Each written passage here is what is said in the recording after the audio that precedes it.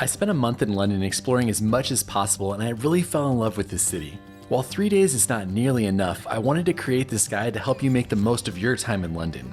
Each day is divided into specific parts of the city to keep you moving efficiently, allowing you to see more without wasting time hopping back and forth. You'll hit many of the iconic spots and lots more, and I think when you're done, you'll probably start planning your next trip to the city. Of course, if you end up with more time in London, I've included a comprehensive list of extra videos in the description, allowing you to continue exploring without slowing down. Alright, let's jump in. Day 1 starts right in the middle of the action, moving along the Thames and through the heart of Westminster, before weaving into royal parks, grand squares, and world-class museums. Start by arriving at Waterloo Station, one of the busiest gateways in the city, a spot that always feels like it's humming with people heading off on their own adventures. It's a perfect place to kick off a day like this because as soon as you step outside, the London Eye and the River Thames are there waiting for you. If you wanted to do the London Eye, then you can do it right now. It'll give you some great views out over the city and where you'll be walking today, but note that the line can be long and it can take a while to do this, plus it's expensive. So while it's fun, it's not always a must-do for everyone. Note that usually the early morning when it opens is the best time to go, as it's better for crowds and the price can actually be cheaper then as well. I'm not sure I get the hate for that spot. Obviously it's expensive. It was around 38 pounds I think when we just went, but I mean it was cool views. I definitely say it's worth doing once if you're interested in getting some good views, especially of Big Ben up close. You don't get that from any of the other free galleries, so I enjoyed it. From here you want to continue to walk along the River Thames, which sets the tone for the day, with beautiful views and the feeling that you're moving right along the center of London.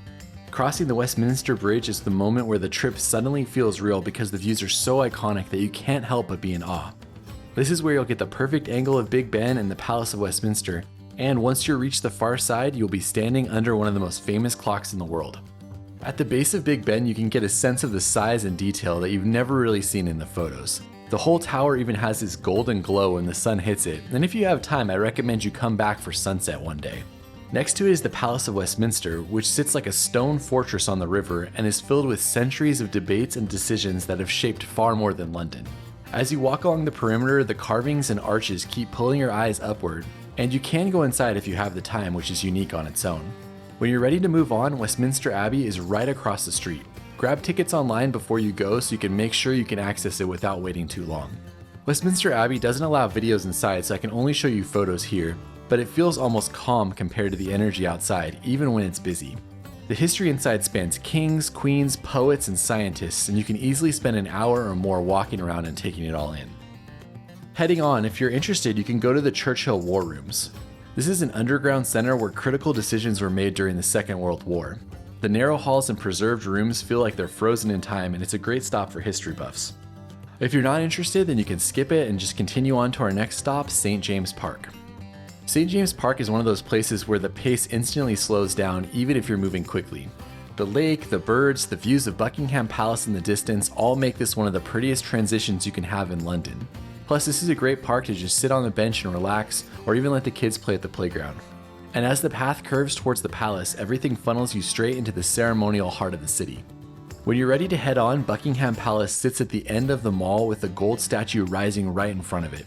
If it's your first time in the city and you have limited time, I personally wouldn't try and do the changing of the guard. It's very busy and it can take a while, especially with the crowds. But it's up to you what you want to experience. Buckingham Palace is beautiful and it's such an iconic building in London that you don't want to miss it. While you're there, consider visiting the Royal Mews. This is a cool spot to explore as it's responsible for all the road travel arrangements for the king and members of the royal family. Here you can see many beautiful carriages that have been used throughout the years, including the 260-year-old gold stagecoach. Once you finish up, head through Green Park and walk over to a food break at either Chestnut Bakery or Fortnum & Mason. Chestnut Bakery is a cozy option if you want something quick and warm with fantastic pastries, while Fortnum & Mason is a historic tea and treats experience that has been around for centuries. Maybe try the Scotch egg there, they were supposedly the ones who created it. Once you're done, head on to Trafalgar Square. Trafalgar Square is that big open space with fountains and that column view that makes it one of the most photographed spots in the city. It also acts as the front door to the National Gallery, which sits right above the square. I always love spending a little time here and just enjoying the fountains before heading into the museum. The National Gallery allows you to delve into centuries of European art, and it's a place where you could spend hours or even a full day, so feel free to adjust the schedule if you want to spend more time at any of these museums I'm suggesting. After seeing the iconic paintings, you can step back outside and the entrance to the National Portrait Gallery is only a block away, which makes it easy to see both. The National Portrait Gallery takes the focus from the paintings of landscapes and scenes to the faces of people who have shaped British history. It feels more personal, and it's one of my favorite museums in the city. I just love walking the halls and seeing how so many artists can paint something like a portrait so differently.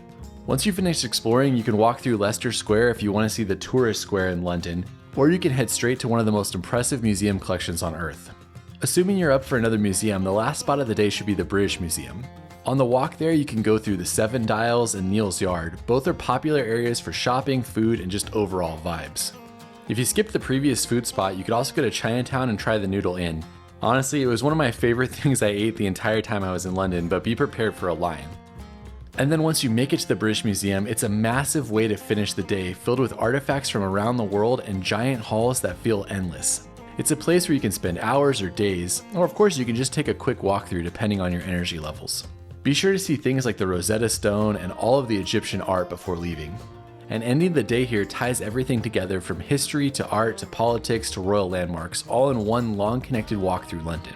If you're hungry, you can end the day at Fishoria Fish and Chips for a famous British dish. It's only a 5-minute walk away and it's a great spot to try this fun dish. After dinner, head over to Outernet. This unique multimedia installation is definitely something you don't see every day. From there, head back to wherever you're staying and get ready for day 2. Before we head on to day 2 of the itinerary, I wanted to talk about Away. I've been traveling with Away for a long time, and it all started when Amy gifted me one for Christmas a few years back. This is that bag, and I have taken this thing all over the world with me. And it's still going strong because Away tests everything from the wheels to the zippers in extreme conditions that simulate real-life travel. This year I decided to add this soft side bigger carry-on to my collection, and I love how it's lightweight and flexible, plus it's water resistant and even has a wipeable fabric. In addition, it also has a padded laptop sleeve in the front, which is perfect for how I travel, being able to access my laptop whenever I need it. Pairing the carry-on with the Away compression packing cubes allows me to easily pack for most trips in one bag with a compressible design that unzips to expand and flattens to save space. If you're interested in checking out Away, you can shop the holiday sale all month long. It's a great time to pick up a new bag for yourself if you're looking for something that's going to last for years, or for someone on your list who loves travel. So go to awaytravel.com to get the best prices of the season, or you can scan the QR code right here or click the link in the description. Alright, now back to day 2 of the London itinerary. Day 2 circles through some of the oldest layers of the city, moving from medieval fortresses to hidden church ruins to markets and even viewpoints that show off modern London. Start the day by heading to the London Bridge Underground stop and then walking along the river towards the Tower Bridge. As you do that, you'll get that classic London view of the Tower Bridge to start your day. And if you're interested, you can actually go up in the bridge and walk across the glass floor looking down on the river and the cars below you. As you cross underneath it, this path leads you right to the fortress that has guarded this stretch of the Thames for centuries, the Tower of London. The Tower of London feels almost like a time shift the second you step inside the walls. You're surrounded by stories of kings, queens, and executions, and you can see crown jewels that will take your breath away. I would plan at least a few hours here as there's a lot to explore and a lot of stories to uncover. And then when you exit back to the street, the contrast between the 1,000-year-old fortress and the modern city around it sets you up perfectly for the quieter ruins hiding nearby. Next, known as St. Dunstan's in the east, this is one of the most peaceful corners of the city, an old medieval church that was partially destroyed during the Blitz and never rebuilt. The vines and stone windows give it this calm, almost dreamlike feel. You can still walk through it to this day, and you'll probably see some other people there with you. Then as you leave, the narrow lanes begin funneling you into the financial district where the monument to the Great Fire of London rises above the streets. This monument stands as a reminder of the fire that reshaped the entire city in the 17th century. You can climb to the top if you want to work out, and believe me, it is a workout. But even on the ground, it's an interesting memory of how London rebuilt itself. And then from here, you're walking in the concrete jungle of skyscrapers on your way to the Leadenhall Market. Honestly, this market feels like you're stepping into a Victorian painting, with glass ceilings, warm lights, and food spots tucked under every arch. It's a great lunch break because you can grab something quick, then wander the corridors if you have time. Plus, this was used as a backdrop for Diagon Alley in the first Harry Potter movie, so if you're a fan, you'll definitely want to see it. When you're done and you head out the other side, the skyline starts to rise again and the observation decks all around you come into view. In this section of London, there are 3 observation decks close by: Sky Garden, Garden at 120, and Horizon 22. Any of these offer comprehensive views of the city from above, and each one has its own unique style. Sky Garden has the indoor plants and wide windows, Garden at 120 is open air and calm, and Horizon 22 takes you higher than both of them. Whichever you pick, be sure to book them in advance as they're prone to selling out, except for Garden at 120, you can just wait in line for that one. Of course, when you cross back over the river, you can also go to the Shard. This one has a great view as well, and it's an iconic building in London, but it costs to visit unlike the other observation decks. Lastly, end the day at Borough Market. This market is full of chaos with wafting aromas, crowds, and food stalls that seem to stretch on forever. You can walk through quickly or slow down and try a few different bites because everything is made right there in front of you. Honestly, I recommend at least an hour just so you can take it all in and see all of the different options. There's so much good food here that I even have a full video on this market linked in the description.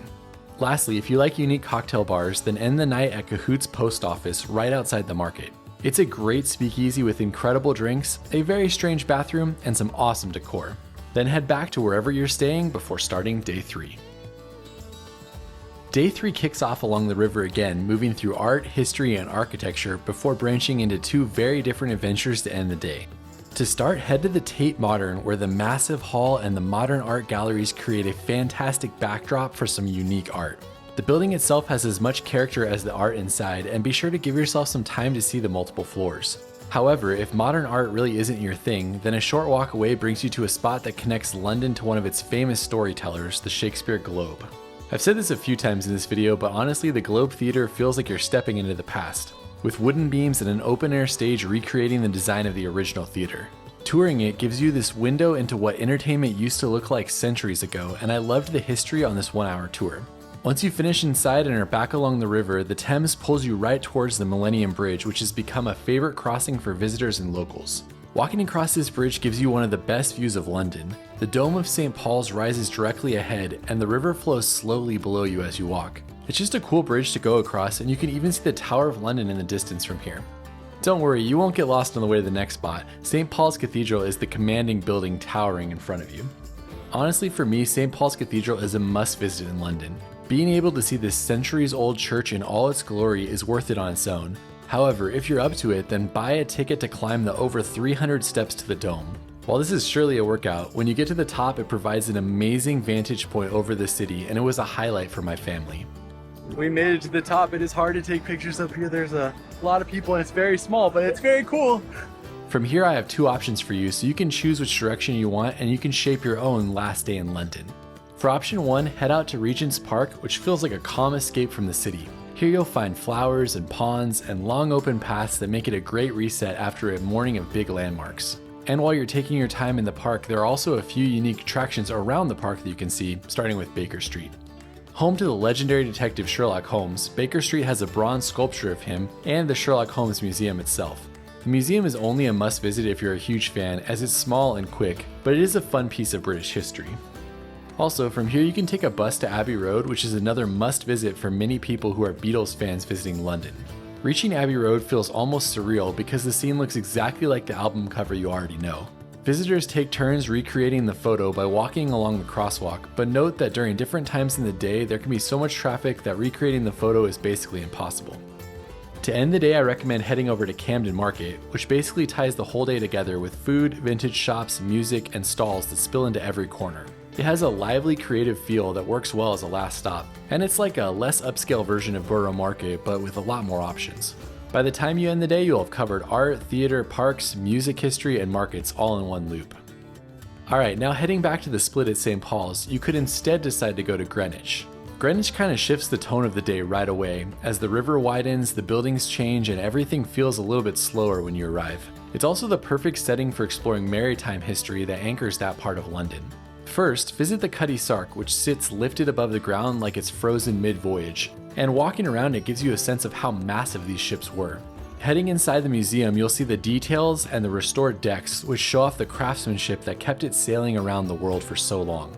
Next, head 5 minutes to the old Royal Naval College to see the Painted Hall, which has been referred to as the Sistine Chapel of London. It took 19 years to paint and was completed in 1726. It's one of those paintings where you just have to take a seat and sit in awe of it for a little while.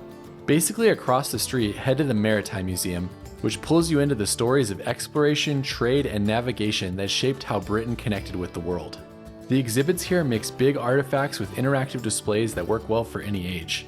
When you're done, you can step back outside and there's a path that leads you directly uphill to one of the best viewpoints in London and our next stop. The path I referred to goes through Greenwich Park and it rises gently towards the Royal Observatory. When you get there, you'll have sweeping views of the skyline with the towers of the city lined up perfectly across the river. Then following the path higher brings you right to the Royal Observatory, which is a UNESCO World Heritage Site and it's home to the Prime Meridian. After paying to enter, you can actually stand on the Prime Meridian, which means you are literally straddling the line that separates the Eastern and Western Hemisphere. The observatory adds even more layers of history with early tools and telescopes that help chart the skies. After you finish, you'll take the path downhill, which brings you through the park and onto your dinner spot at Greenwich Market. Greenwich Market is like an old school London market, and it's more of a warm mix of food stalls, crafts, and small shops that feel local and personal. It's really easy to wander through as it's nowhere near as chaotic as Camden or Borough Market. And ending the day here ties together ships, science, parks, and views into one easy loop, and you can't go wrong with the many different options for food. When you're done with that, consider taking the Uber boat back to the heart of the city. This is a fun type of public transit, and while you're on it, you can get great views of the Tower Bridge and even Big Ben.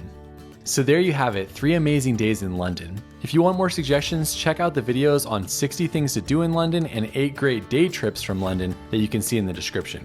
If you like these types of videos, let me know in the comments and maybe I can make some more in the future. Alright, we'll see you on the next one.